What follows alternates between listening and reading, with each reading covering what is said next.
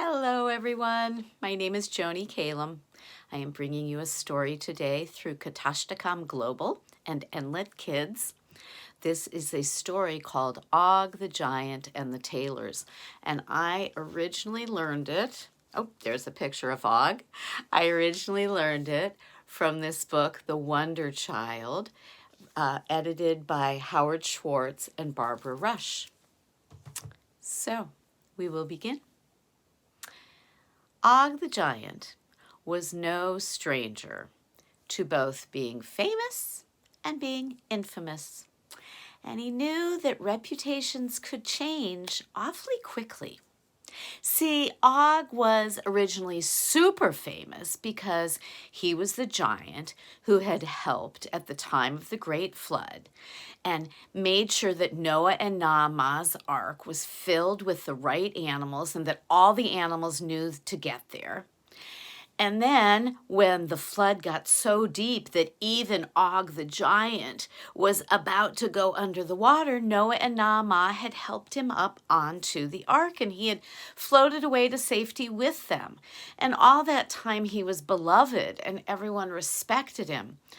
And then, after the flood waters receded, Og was big, and sometimes when he was walking, he accidentally stepped on someone's orchard, or there was the time he tripped and he almost knocked out a whole neighborhood of houses, and he never meant to hurt anybody, but he stepped on somebody's cow once. He was big.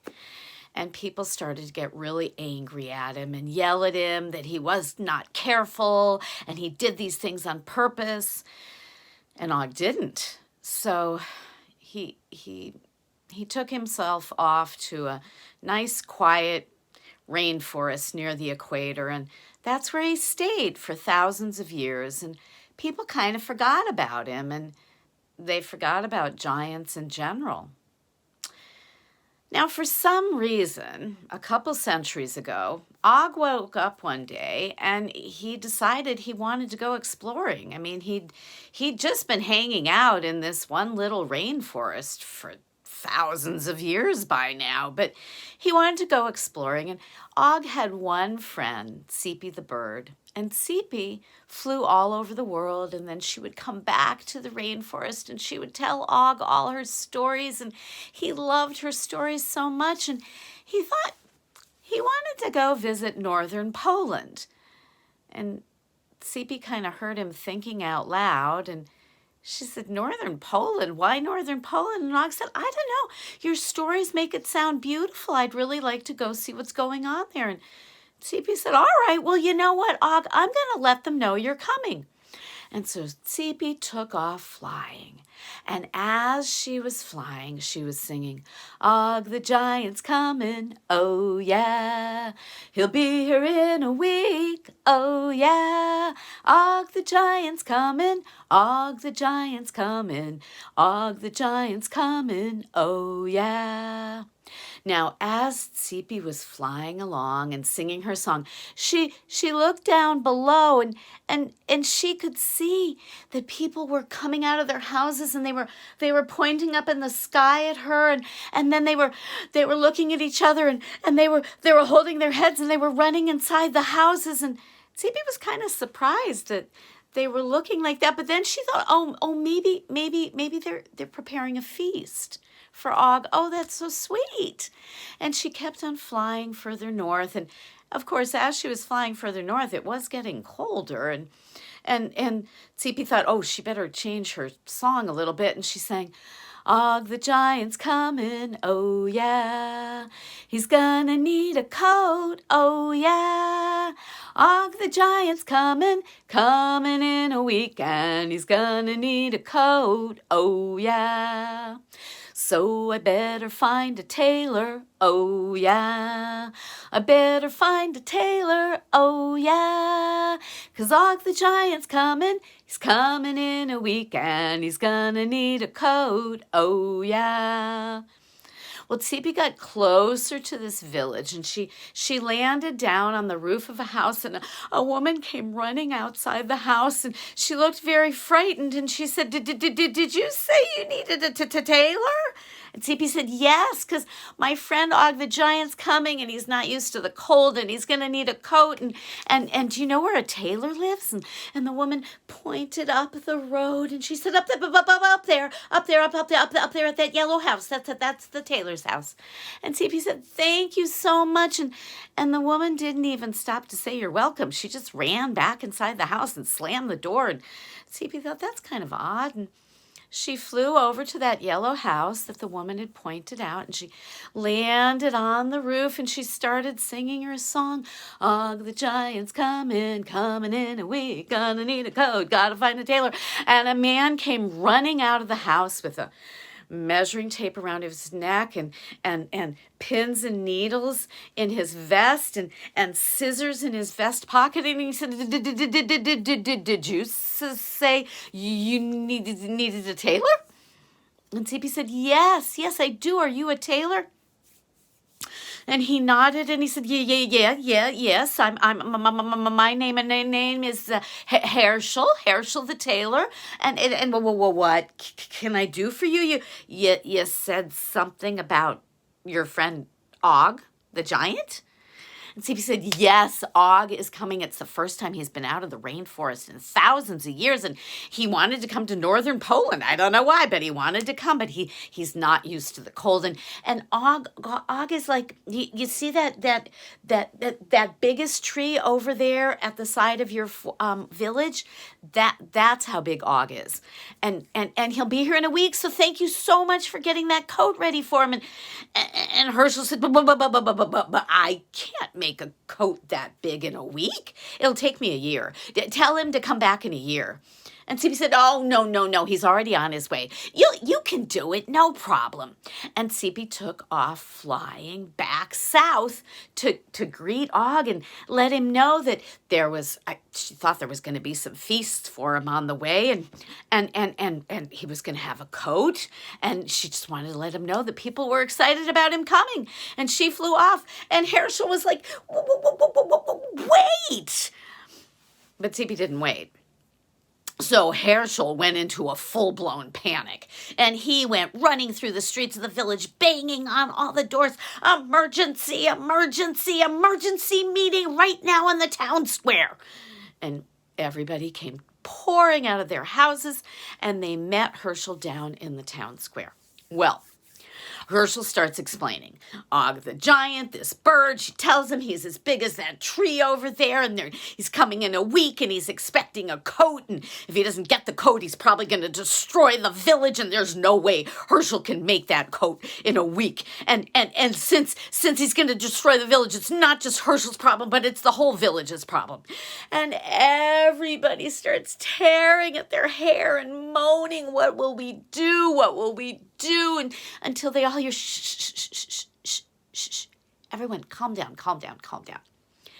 And Bina, the wise woman of the village, she comes walking quietly into the town square and she says, okay, let's go through this. So Herschel, if you say that this giant has a bad temper and is going to destroy the village if the coat isn't ready and you can't get this coat ready in a week, then I think you should ask for help from all the tailors of all the villages around us, because after all, if the giant gets mad, it's not just a problem for our village, it's a problem for all the villages, right?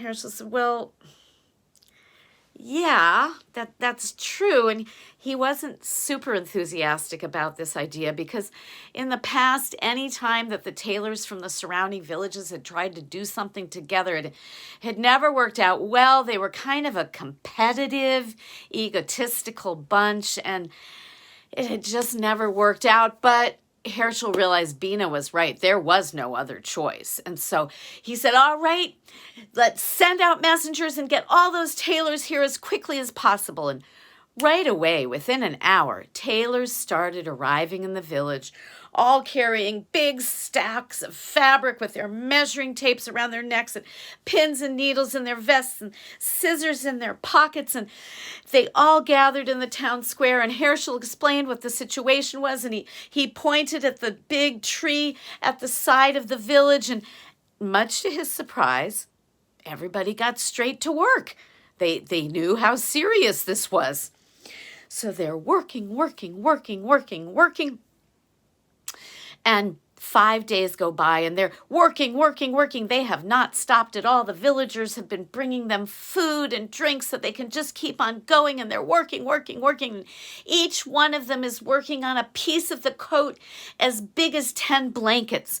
And finally, on the morning of the 7th day, as the tailors are working and the townspeople are pacing back and forth nervously, they all hear boom, boom, boom, boom, and they all look at each other and they look up in the sky. Is it thunder? There's not a cloud. The sky's blue, and this must be the giant getting close.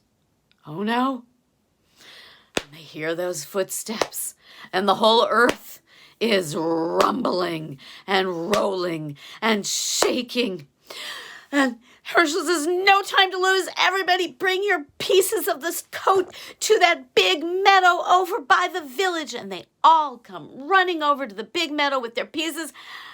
Herschel takes a look at all the pieces and he says, oh no, what have we done? We have every pattern of the earth and every color of the world in this coat. This coat makes no sense. And everyone looked, and sure enough, in their haste, they hadn't thought about the patterns. There was red and blue and yellow and orange and purple and brown, and there were pieces with stars and moons and rainbows and birds and fish and trees. Every color of the earth and every pattern of the world was in this coat. Well, Herschel said, no time to be lost. There's nothing we can do. Maybe he'll still destroy our village because he'll hate this coat, but there's nothing we can do. And so they stitched the coat together as quickly as they could. And then the tailors and the townspeople, they all ran into different houses of the town, and they all dove under the beds in the houses and waited fearfully as they could hear those footsteps getting closer and closer and closer and closer.